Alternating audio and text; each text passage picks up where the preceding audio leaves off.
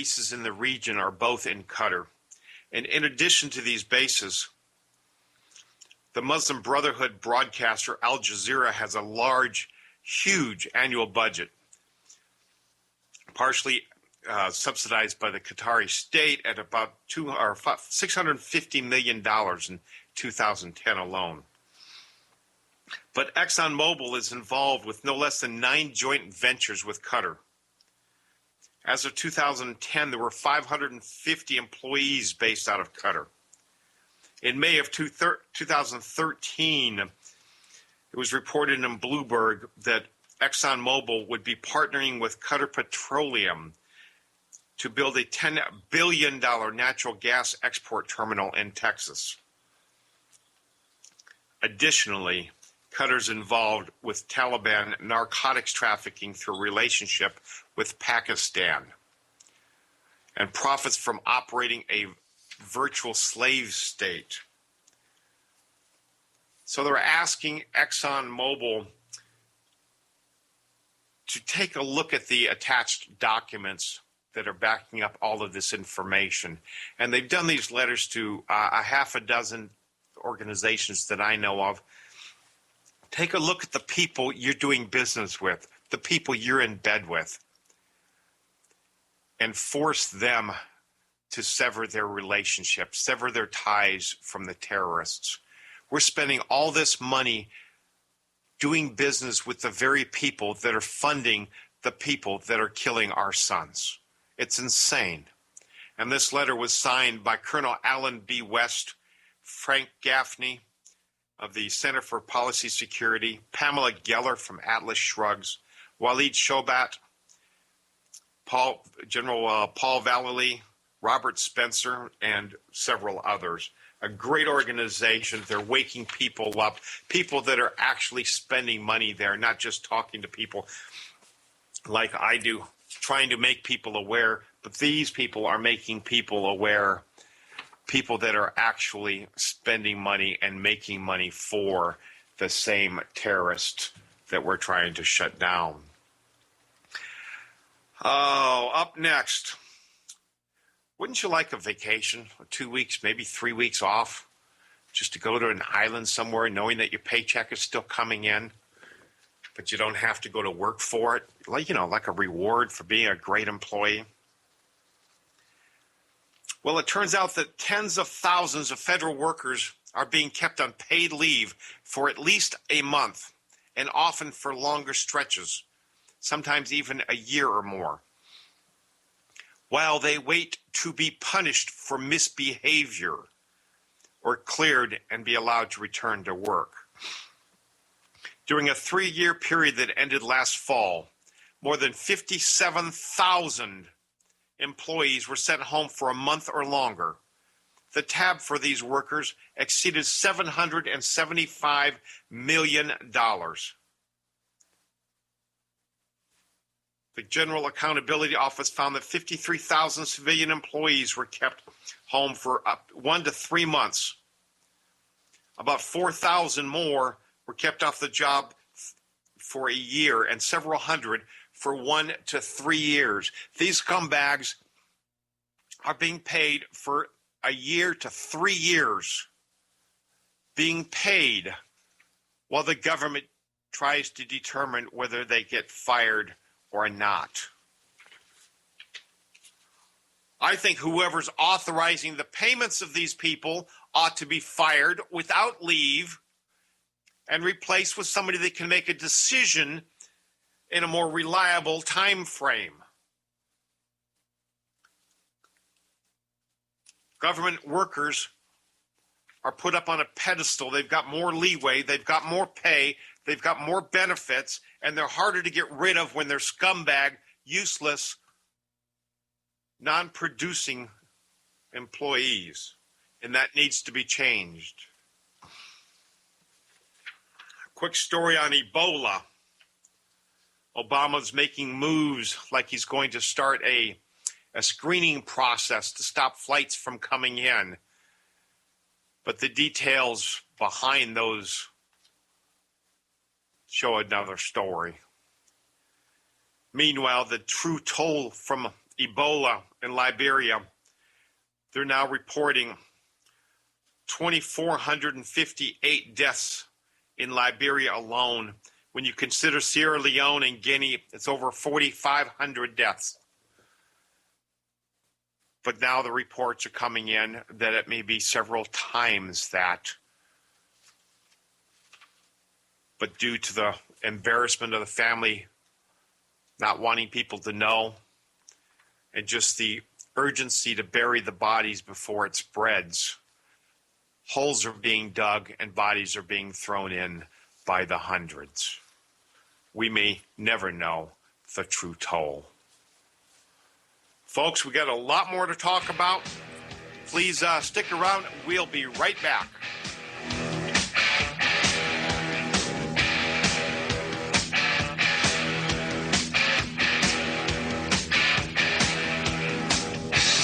KCAA.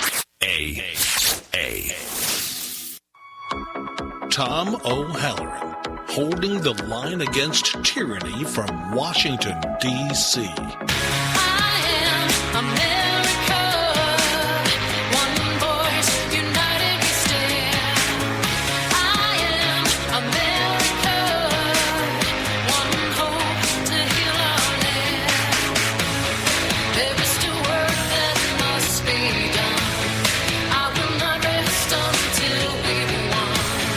I am America.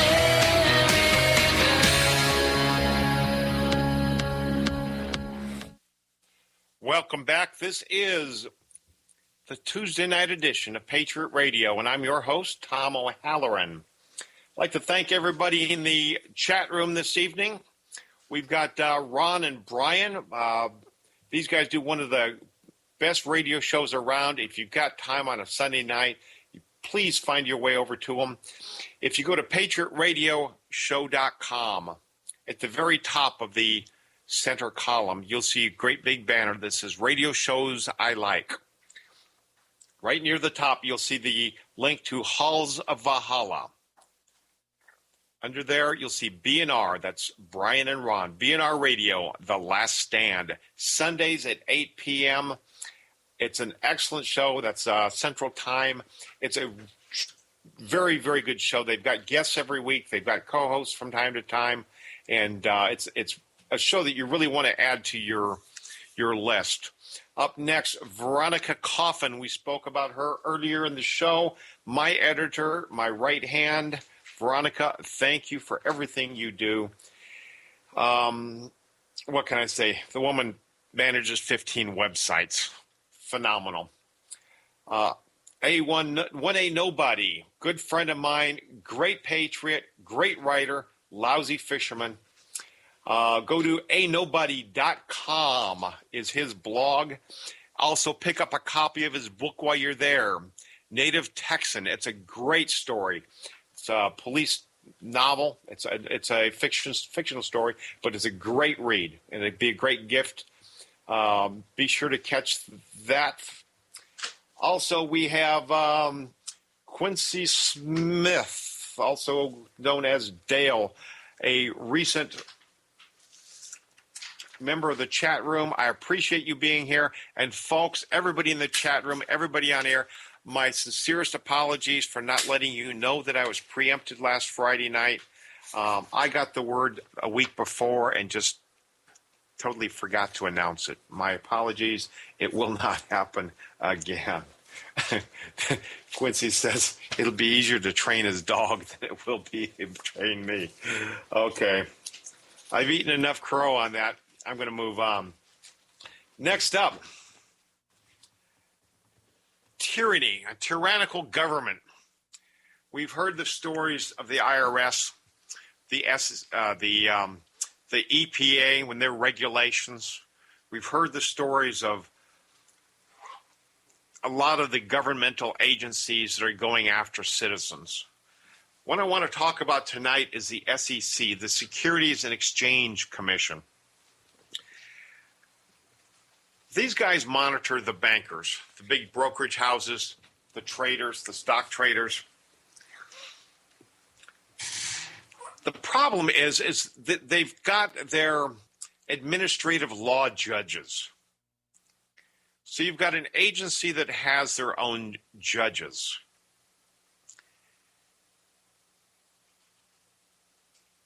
When you're charged with a crime by these agencies, you're expected to, they're charging you, you're on the other side of the coin, you take your case, you argue it in front of an impartial judge. The judges are appointed by the SEC. The SEC writes their checks. The SEC has 100% of a win rate of all cases that have been tried in the last 12 months. Now, some cases get outside the system with a regular federal judge. The SEC only wins 61% of those cases. But in the ones where the people that are being sued cannot move it external, there is a 100% win rate by the government. What kind of a system do we have when if you're charged, you are guilty? And that's what we've got right now. There have been a number of cases that are challenging it. I know somebody that's in the process of going through this. It's an absolute unfair system. It's unconstitutional. It's unconstitutional. And I'm going to get somebody on the show here in the next couple of weeks. But there's a Stillwell Value LLC. I believe he's a trader's lawyer. He filed a suit against the SEC declaring that the administrative law judges are unconstitutional because the president is charged with upholding and defending the Constitution. But the way these judges are appointed, they don't report to the president. They're part of the executive branch of government.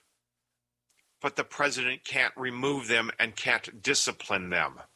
If you have no authority over them, then you cannot uphold and defend the Constitution. So you're going to be hearing more about these cases in the weeks to come. It's a pretty big thing. Anytime a government gets too much control, it's something that we definitely need to talk about. Coming up next, oh, mercy, mercy, mercy. November 4th. Do you realize that we are only 2 weeks away from this next election? 2 weeks away from what could be the most important election in America's history.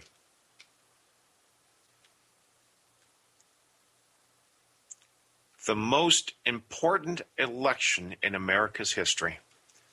With Obama allowing the Ebola-infected people to come into America, it's taken the other border issue off the front page, but we still have tens of thousands of illegal citizens being brought into this country.